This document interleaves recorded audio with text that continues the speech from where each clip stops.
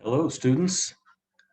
We're back with chapter 14 of Hatchet. You remember in chapter 13, Brian enjoyed a feast of a fish fry after figuring out how to catch fish. Do you think you could do that if you had to? I bet you could. Let's see what happens in chapter 14. Small mistakes could turn into disasters.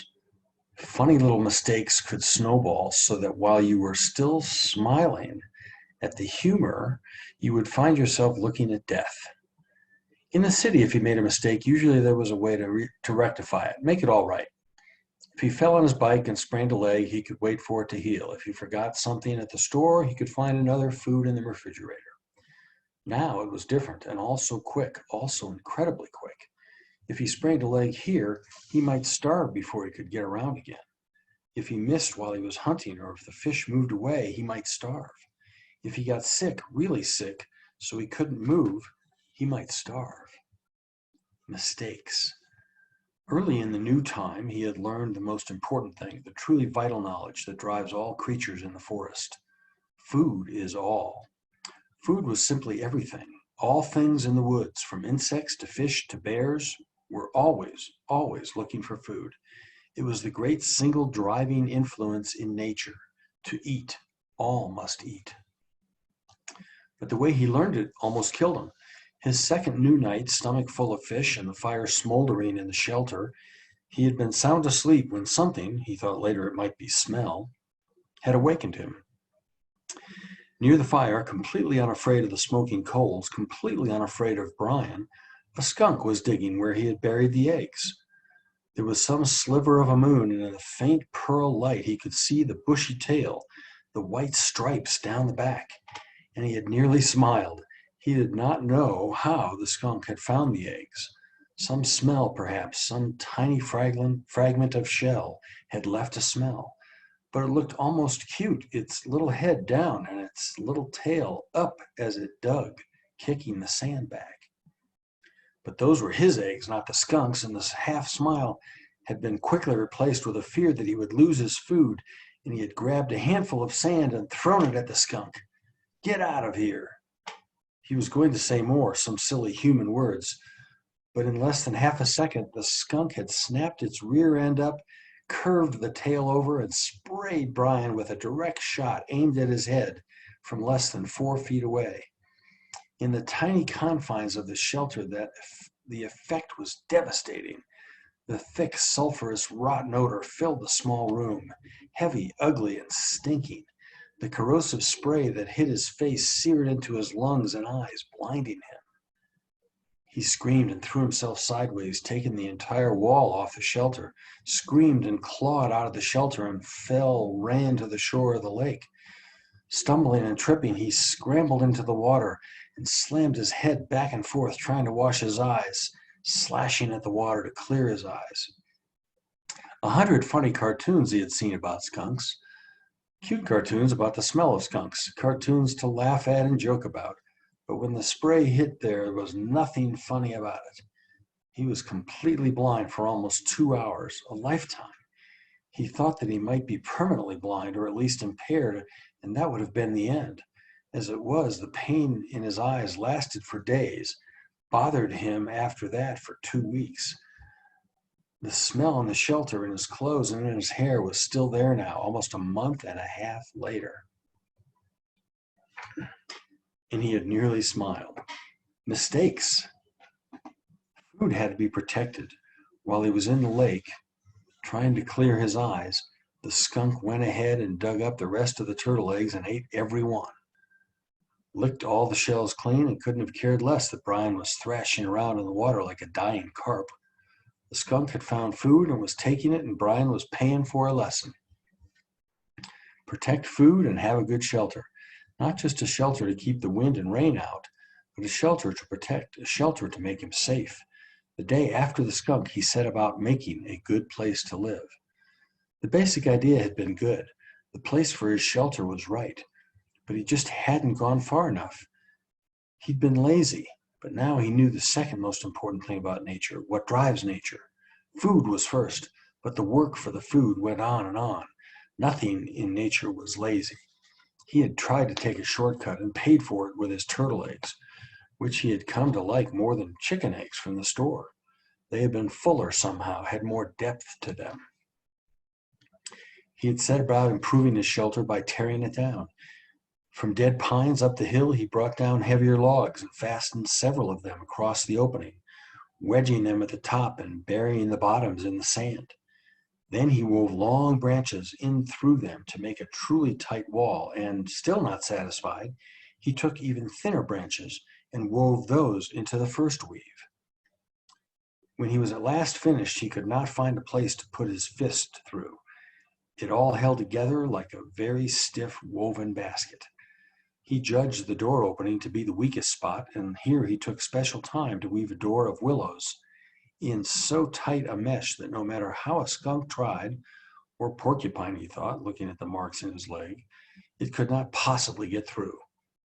He had no hinges, but by arranging some cut-off limbs at the top in the right way, he had a method to hook the door in place, and when he was in and the door was hung, he felt relatively safe. A bear, something big, could still get in by tearing at it, but nothing small could bother him, and the weave of the structure still allowed the smoke to filter up through the top and out. All in all, it took him 3 days to make the shelter, stopping to shoot fish and eat as he went, bathing 4 times a day to try and get the smell from the skunk to leave. When his house was done, finally done right, he turned to the constant problem: food. It was all right to hunt and eat, or fish and eat, but what happened if he had to go a long time without food? What happened when the berries were gone and he got sick or hurt, or, thinking of the skunk, laid up temporarily? He needed a way to store food, a place to store it, and he needed food to store. Mistakes. He tried to learn from the mistakes. He couldn't bury food again, couldn't leave it in the shelter because something like a bear could get at it right away. It had to be high, somehow high and safe. Above the door to the shelter, up the rock face about 10 feet, was a small ledge that could make a natural storage place, unreachable to animals, except that it was unreachable to him as well. A ladder, of course, he needed a ladder, but he had no way to fashion one, nothing to hold the steps on, and that stopped him until he found a dead pine with many small branches still sticking out.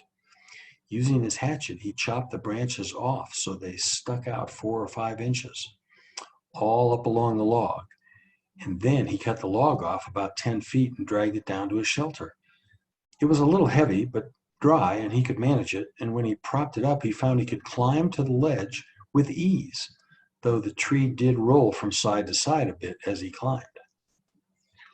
His food shelf, as he thought of it, had been covered with bird manure, and he carefully scraped it clean with sticks. He had never seen birds there, but that was probably because the smoke from his fire went up right across the opening, and they didn't like smoke. Still, he had learned, and he took time to weave a snug door for the small opening with green willows, cutting it so jammed in tightly.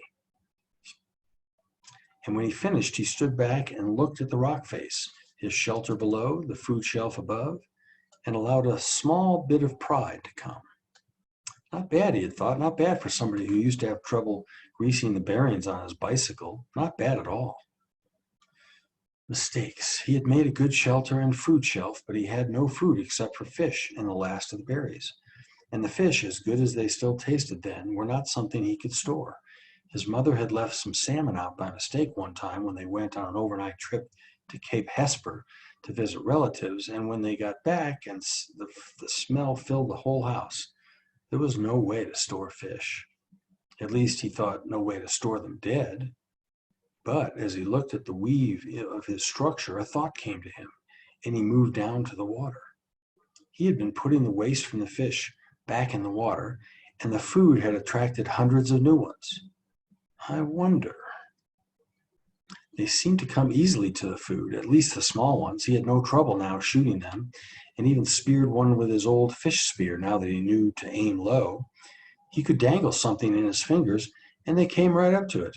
It might be possible, he thought, might just be possible to trap them, make some kind of pond. To his right, at the base of the rock bluff, There were piles of smaller rocks that had fallen from the main chunk, splinters and hunks from double fist size to some as large as his head. He spent an afternoon carrying rocks to the beach and making what amounted to a large pen for holding live fish. 2 rock arms that stuck out 15 feet into the lake and curved together at the end. Where the arms came together, he left an opening about 2 feet across, and then he sat on the shore and waited. When he had first started dropping the rocks, all the fish had darted away. But his fish trash pile of bones and skin and guts was in the pond area, and the prospect of food brought them back. Soon, under an hour, there were 30 or 40 small fish in the enclosure, and Brian made a gate by weaving small willows together into a fine mesh and closed them in. "Fresh fish," he had yelled. "I have fresh fish for sale." Storing live fish to eat later had been a major breakthrough, he thought. It wasn't just keeping from starving, it was trying to save ahead, thinking ahead. Of course, he didn't know then how sick he would get of fish. Interesting. Well, that's chapter 14. We'll come back in a little bit and see what chapter 15 brings. Bye for now.